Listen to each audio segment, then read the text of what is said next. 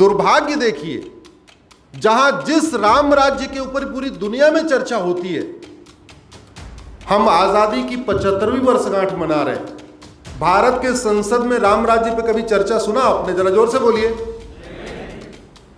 गुजरात की विधानसभा में सुना? किसी विधानसभा में नहीं। आज हम जब हिंदुस्तान का नाम सुनते हैं तो जहन में आता है दुनिया का सबसे बड़ा लोकतंत्र। 130 करोड़ से ज्यादा लोग, अनेकों मजहब, अनेकों जातियां, शायद इसलिए इसे विविधताओं का देश कहा जाता है। लेकिन हम पहले मुगल आक्रांताओं से लड़े, फिर अंग्रेजों से लड़े, उसके बाद फाइनली आजाद हो गए। और आजादी के बाद धर्म के नाम पर बंटवारे के बाद देश में संविधान लागू कर दिया गया, लेकिन सुकून नहीं मिला। क्योंकि क्या हम संविधान के हिसाब से चल रहे हैं? आज बात उसी पर करेंगे। नमस्कार, एनएमएफ न्यूज देख रहे हैं आप। मैं हूं आपके साथ अभिषेक पुंडित। हमारे संविधान में क्या लिखा है, देश का बहुत बड़ा तबका जानता ही नहीं। हालांकि दुहाई दी जाती है कि देश संविधान से चल रहा है, और अगर देश संविधान से चल रहा है तो फिर भेदभाव क्यों? सुप्रीम कोर्ट के वरिष्ठ वकील बताते हैं कि संविधान में क्या लिखा है कि संविधान का लक्ष्य ही राम राज्य है। लेकिन राम राज्य के बजाय देश में क्या चल रहा है? लव जिहाद चल रहा है, लैंड जिहाद चल रहा है, जबरन धर्मांतरण चल रहा है। मुसलमान चाहता है मैं ज्यादा हिंदुओं का धर्मांतरण करवा दूं, ईसा मसीह वाले चाहते हैं कि हम ज्यादा हिंदुओं का धर्मांतरण करवा दें। लेकिन असल में संविधान क्या है, वो खुद सुनिए अश्विनी उपाध्याय के मुंह से। क्योंकि संविधान कोई आर्टिकल 3 लाइन का है, कोई आर्टिकल 4 लाइन का है, कोई आर्टिकल 5 लाइन का है। आर्टिकल 14 तो केवल एक सेंटेंस का है, equality before law, equal protection of law. लेकिन वो संविधान क्यों आया, ये तब पता चलता है जब वो संविधान सभा की डिबेट पढ़ते हैं। उससे पता चलता है उनकी मंशा क्या थी। उनकी मंशा थी, अगर नटसेल में कहें, धर्म की स्थापना।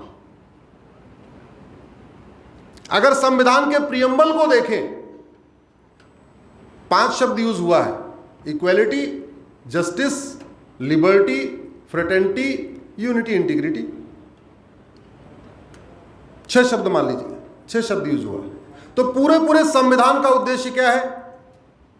समतामूलक समाज बनाना, सबको न्याय देना है, देश की एकता अखंडता मजबूत करना है, आपसी भाईचारा करना है। और उसको हम लोग अपने धार्मिक कार्यों में कहते हैं धर्म की, जोर से बोलिए, धर्म की, अधर्म का, प्राणियों में, विश्व का। तो अगर आप संविधान को अंग्रेजी में मत पढ़िए, हिंदी में पढ़िए, तो 4 शब्दों, 4 वाक्यों में पूरा संविधान की भावना इसमें निहित है। पूरे संविधान के लक्ष्य केवल 4 है: धर्म की जय हो, अधर्म का नाश हो, प्राणियों में सद्भावना हो, विश्व का। इतना सा है। और रामचरितमानस उठा के देखिए, उत्तरकांड में राम राज्य की चर्चा हुई है। वाल्मीकि रामायण में उठा के देखिए, उत्तरकांड में, वहां भी चर्चा हुई है। सब लोग संपन्न थे, सब स्वस्थ थे, सब खुश थे, पति पत्नी में बहुत अच्छा प्रेम था, पुत्र आज्ञाकारी होता था, भाई भाई आपस में लड़ते नहीं थे।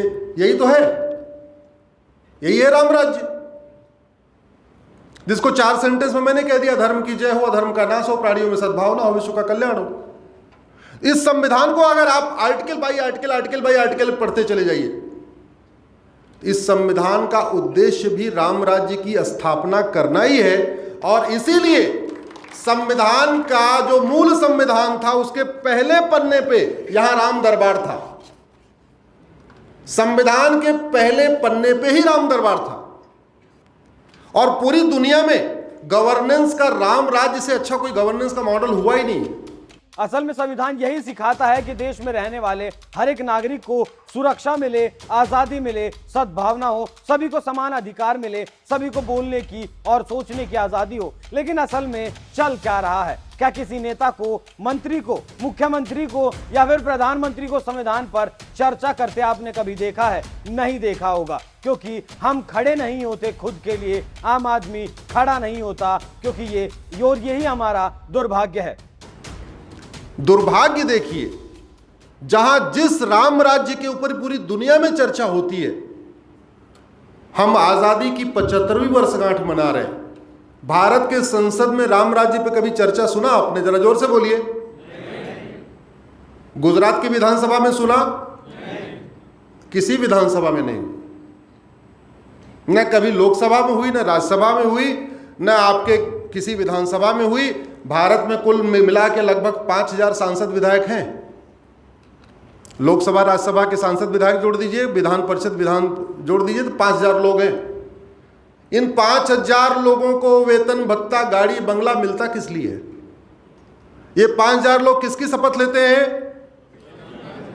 संविधान का शेड्यूल 3 में शपथ लेते हैं। क्या शपथ लेते हैं? मैं संविधान के अनुसार कार्य करूंगा, संविधान को इंप्लीमेंट करूंगा, संविधान की भावना के अनुसार काम करूंगा। अगर उसको अंग्रेजी में कह दीजिए संविधान की भावना क्या है, equality, justice, liberty, fraternity, unity, integrity. उसी को हिंदी में कह दीजिए धर्म की जय हो, अधर्म का नाश हो, प्राणियों में सद्भावना हो, विश्व का कल्याण हो। चर्चा हुई क्या? हुई चर्चा? चर्चा क्या होती है? तू मैं, आरोप प्रत्यारोप, तू चोर मैं सिपाही, ऐसे ही होता है। क्यों होता है? क्यों होता है? उसके लिए हम लोग जिम्मेदार हैं, बहुत हद तक हम लोग भी जिम्मेदार हैं।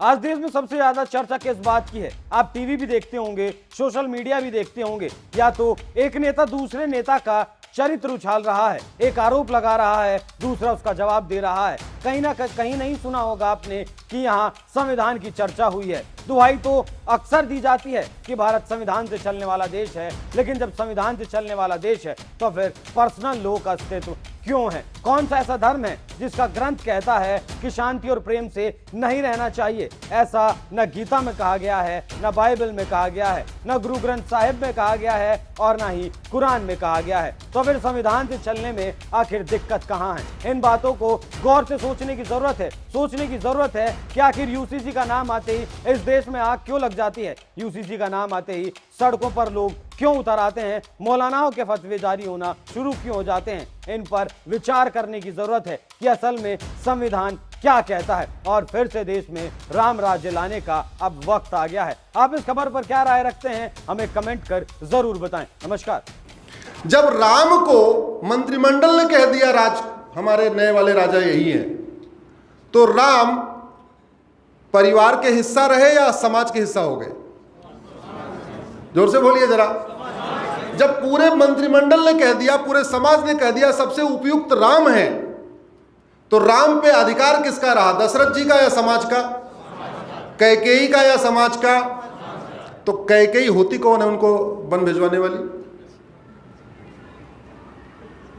और कैकेयी ने अगर कह भी दिया इनको वन भेजिए, तो दशरथ जी कौन होते उनको वन भेजने वाले? अब यहां बताइए, दशरथ जी ने राज्य को ध्यान में रखा, समाज को ध्यान में रखा, या अपनी प्रतिज्ञा को ध्यान में रखा? जोर से बोलिए जरा। ऐसी चर्चा आपको कभी सुनने को नहीं मिलेगी, किसी धार्मिक कार्य में नहीं सुने। बहुत आपने रामकथा सुनी होगी, नेताओं के भाषण खूब सुने होंगे, लेकिन जो मैं कहने की कोशिश कर रहा हूं, अभी रिजल्ट थोड़ी देर बाद में आऊंगा, अभी मैं केवल अभी आपको एक जगह ले जा रहा हूं आपको।